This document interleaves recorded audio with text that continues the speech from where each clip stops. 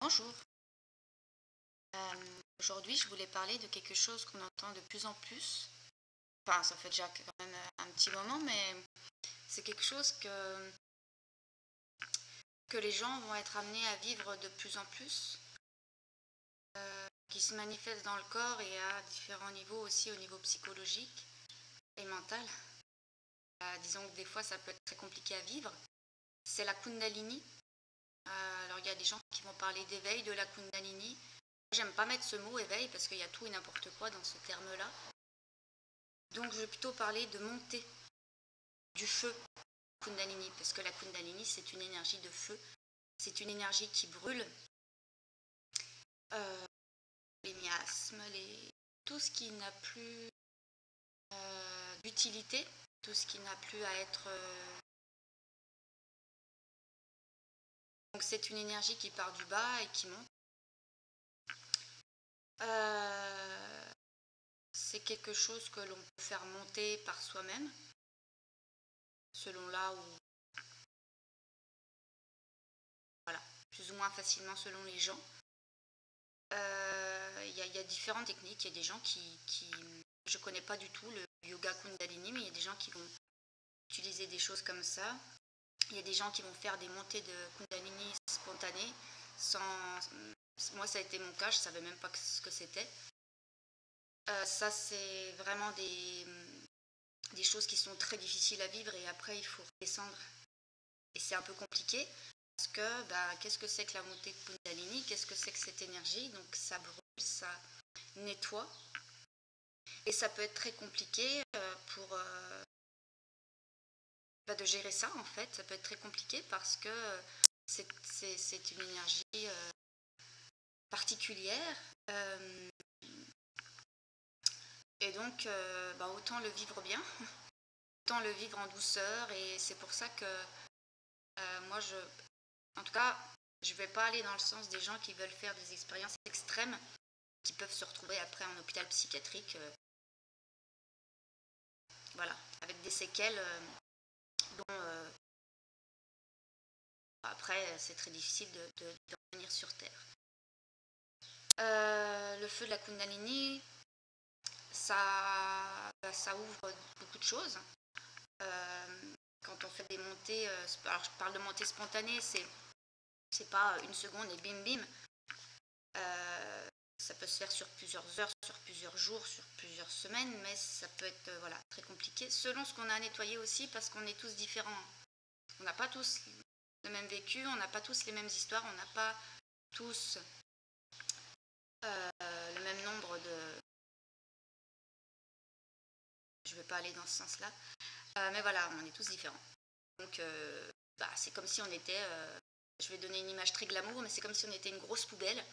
Il y en a qui ont la poubelle très remplie, il y en a d'autres qui en ont moins, donc c'est sûr que ça va être plus ou moins bien vécu selon les gens.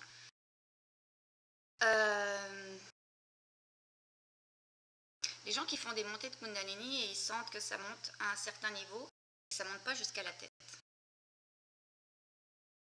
C'est fait exprès en fait, il n'y a pas de hasard. C'est-à-dire que si vous obstinez, vous voulez le faire monter vers la tête, vous allez vous retrouver en HP, il va y avoir des problèmes, vous allez être décalé, ça va être compliqué à gérer au niveau énergie, vous allez capoter. Donc si l'énergie elle s'arrête à un certain niveau, c'est normal. Ou si ça monte et puis que ça monte un tout petit peu, vous savez, on peut voir que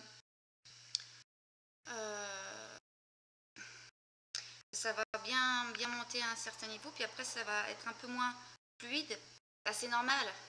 C'est normal, il n'y a pas de hasard. Il ne faut pas forcer les choses parce que là vous allez vous créer des désordres psychologiques, énergétiques et physiques, voire physiques. Donc c'est ne pas forcer la chose. Ça c'est quelque chose, il faut faire attention à ça aussi. C'est-à-dire qu'il y a beaucoup de gens qui vont travailler la Kundalini, qui veulent faire monter leur Kundalini parce qu'il y a une fuite. Il y a souvent, surtout en spiritualité, il y a une fuite de l'incarnation, vouloir fuir la vie. Et donc, allez, puis il faut vite que je puisse percevoir les choses différemment, mais derrière, c'est l'idée de fuite. Quand on a une montée de Kundalini, ça ouvre des centres, si on a déjà des perceptions, ça va augmenter ça. On a accès à plus d'informations dans tout ce qu'on peut appeler les mondes subtils. Donc forcément, on passe d'une réalité à une autre. Ça, c'est tous les gens qui ont fait des montées de Kundalini pourront l'expliquer. On n'a plus la même perception de la vie, même de soi en fait, et de l'autre. C'est vraiment, on passe à quelque chose d'autre. Donc il y a l'idée de, on ne peut pas revenir en arrière. Et de toute façon, on n'a pas envie. On ne peut pas. On ne peut pas. Donc il faut savoir ça aussi, c'est-à-dire qu'il y a tous les gens s'imaginent qu'il y a tout un côté merveilleux, je vais pouvoir capter des mondes parallèles, je vais avoir des informations. Et c'est sûr que c'est un avantage quelque part pour se faire évoluer. Mais il y a aussi tout l'aspect qu'on n'imagine pas forcément, qui est que quand on ouvre ses perceptions, quand on peut capter différents niveaux d'information, différents plans de conscience, il va y avoir aussi tous les aspects négatifs. Donc si nous, on n'a pas fait un travail de fond, ou du moins pas assez, alors il y a des fois beaucoup de boulot selon les individus, même si on en a tous, on va se retrouver confronté à des choses vraiment pas cool, et ça va être vraiment très mal vécu. Moi, je vous parle à travers mon expérience, en fait. Après, chacun fait ses expériences. Voilà, on ne peut pas faire l'expérience à la place de l'autre. Mais voilà, il faut savoir que on vit dans un monde de dualité, et puis il y a des choses polarisées dans le bien, il y a des choses polarisées dans le négatif. Donc, si on se retrouve face à des choses polarisées dans le négatif, c'est de toute façon, il n'y a pas de secret qu'on a à aller voir en nous et à aller nettoyer en nous. Donc, le feu de la Kundalini, c'est une énergie dont tout le monde va être confronté. Il y a déjà beaucoup de gens, moi je vois des gens qui ont que ça monte, ça redescend, ça monte, ça redescend. Il y a un nettoyage qui se crée, et c'est une bonne chose, parce qu'on est dans une période de temps où les choses évoluent de façon exponentielle. Donc l'individu est amené à se voir et à aller réparer ce qu'il a à réparer en lui, pour que au niveau humanité, après, dans un second temps, au niveau collectif, ça puisse prendre je peux dire ça, un meilleur chemin, en tout cas quelque chose qui est plus harmonieux pour tous au niveau collectif. Donc voilà, qu'est-ce que je pourrais dire sur la Kundalini, ne pas courir après ça. On peut poser des intentions, de faire monter ça en douceur, doucement, goutte à goutte, vraiment que ce soit confortable et que ça ne soit pas vécu dans la souffrance, même si dans tous les cas, de toute façon, si on a des résistances, on va nous les mettre, on va nous les faire rencontrer, que ce soit dans le subtil, dans le physique, on va nous mettre face à nos merdouilles. Donc il va falloir les voir, et puis discuter avec, et voir finalement que c'est pas si grave que ça, même si le mental va voir des choses horribles, insurmontables. Ça n'est jamais insurmontable. Si c'est insurmontable, de toute façon, il y a différentes choses, mais globalement, ce qu'on vit, ce qu'on va rencontrer, c'est des choses qu'on peut surmonter. Et puis c'est l'ego qui va se faire qu'il est branché sur des mémoires un peu lourdes, va se faire tout un cinéma en se disant je ne peux pas gérer ça. Donc il y a l'idée un peu de lâcher prise face à des terreurs, des choses, que ce soit dans le subtil, qu'on voit ou pas, ou qu'on capte ou pas, dans la vie, si on n'a pas des perceptions purement matérielles. De toute façon, on évolue, donc si la personne est... Puis on peut poser des intentions, si on a envie d'évoluer d'une certaine façon, on peut poser des intentions, et puis ça se fait ou pas, parce qu'on a des blocages inconscients aussi, mais voilà.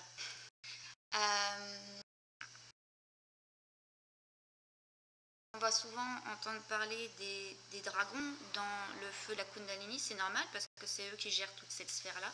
Alors les dragons, c'est une forme, il y a des gens qui vont s'attacher aux formes. Il faut faire un petit peu attention à ça parce que si on s'attache aux formes, le mental, il va se créer des choses, il va dire « Ah tiens, ça aime bien les dragons ». Et puis vous allez voir des dragons de partout, mais qui ne sont pas des dragons, vous allez vous créer des hologrammes mentaux. Et c'est pas forcément, ça va pas être forcément des dragons. Ça peut être des entités qui prennent une forme de dragon, parce que c'est dans des plans très très avancés, ils peuvent faire un peu ce qu'ils veulent avec la forme, les images. Puis votre mental va accepter ça, c'est même lui qui va donner l'ordre. C'est le mental qui crée les images. Donc du coup, de plus en plus, moi je vais là-dedans dire aux gens, ne t'attache pas à la forme, va plutôt capter l'énergie qu'il y a derrière la forme, l'intention qu'il y a derrière la forme, et l'information en fait vibratoire. Pourquoi est-ce que tu crois cette forme? Qu'est-ce que tu as qu'est-ce qui est qu'est-ce que tu peux en tirer en fait pour t'aider toi? Et c'est très intéressant parce que c'est vrai que tu vas croiser certaines formes, que ce soit des choses horribles ou des choses agréables, en tout cas à la vue et aux énergies. Ça va forcément, il y a forcément une information qui est pour nous quelque chose qui va nous aider dans notre évolution. Voilà, je reviens aux dragons. Donc les dragons, c'est des dragons de feu. Moi j'appelle ça des dragons de feu parce que c'est vraiment des dragons de feu qui vont gérer cette sphère-là. C'est-à-dire que c'est un peu eux qui gèrent un peu toute cette ce qui est le feu de la Kundalini.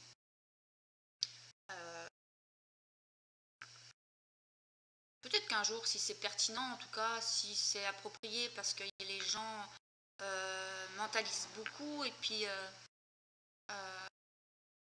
se font toute une idée un peu féerique de ce qu'est le monde des dragons, alors que c'est pas forcément un monde féerique du tout, même, hein, c'est assez... voilà, bon. Mais les gens vont se créer tout un tas d'histoires dans leur tête. Dès qu'on commence à parler des dragons, je verrai si c'est approprié, parce que le but n'étant pas de fasciner les gens avec des formes. Je verrai à ce moment-là, mais peut-être j'en parlerai un peu plus, parce que moi je connais très bien ces sphères-là. En tout cas, les dragons de feu m'ont accompagné longtemps et m'accompagnent encore sur un certain... voilà, mais...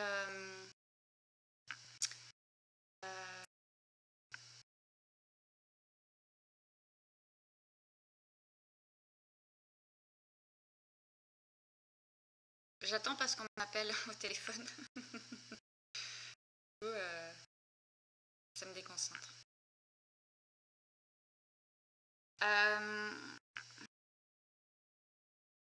Donc voilà, il faut le savoir, c'est les dragons qui vont gérer, qui gèrent toute cette sphère-là. Et on peut les capter, on peut les voir, on peut les sentir à travers le... Quand on fait des montées de Kundalini, on peut les voir. Moi, ils m'ont expliqué ça bien après. Quand j'ai commencé à gérer psychologiquement, à me dire, bon ok, je suis pas morte, je suis pas devenue dingue, je comprends, je suis plus du tout dans le même monde. Là, ils m'ont expliqué ce que j'avais vécu au fur et à mesure, et puis j'ai rencontré des gens qui l'avaient vécu. Donc j'ai compris ça bien après.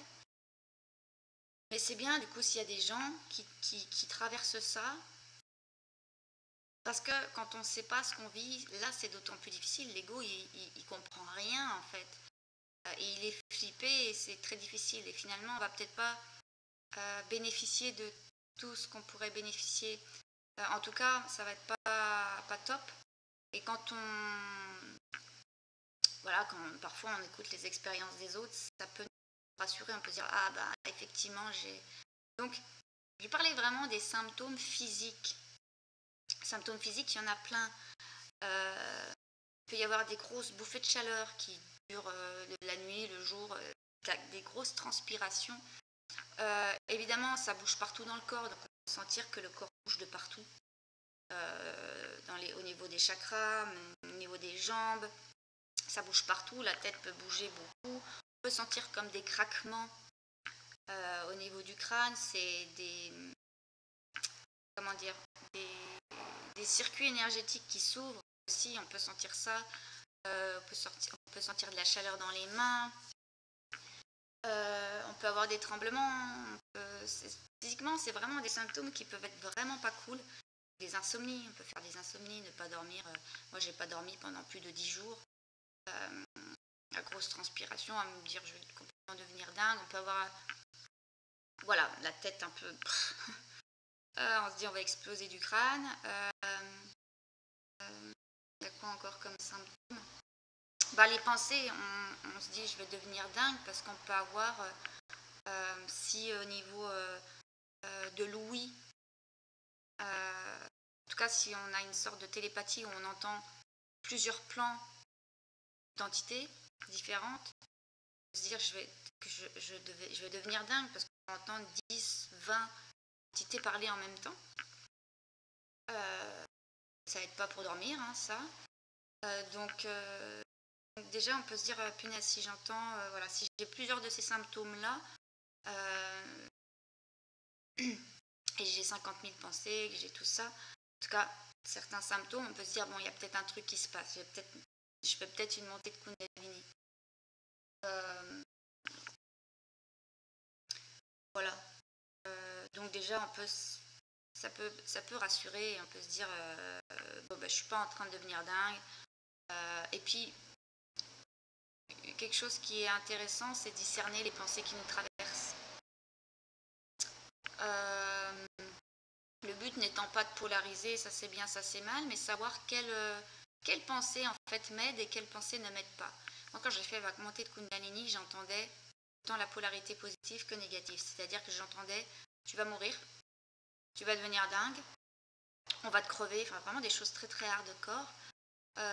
Tu t'en sortiras pas, laisse tomber, c'est ton heure, des choses comme ça. Et de l'autre côté, j'entendais tiens bon, t'es pas seul, ça va le faire.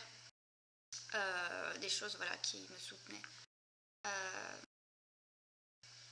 Donc, à un moment donné, on se dit qu'est-ce que je préfère croire, quitte à croire quelque chose. Alors, soit j'essaie de rien croire du tout, mais sinon, je vais peut-être plus écouter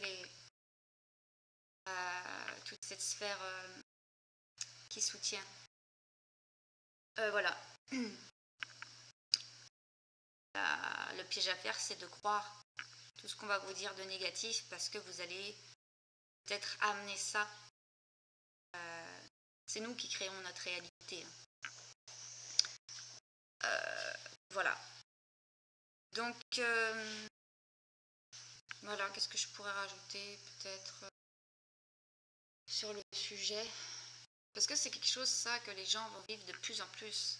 Si on ne sait pas ce qu'on vit, il va y avoir un nombre incalculable de gens dans les HP, et je pense qu'il y en a déjà bien assez. Si c'est une réalité, bon, même si scientifiquement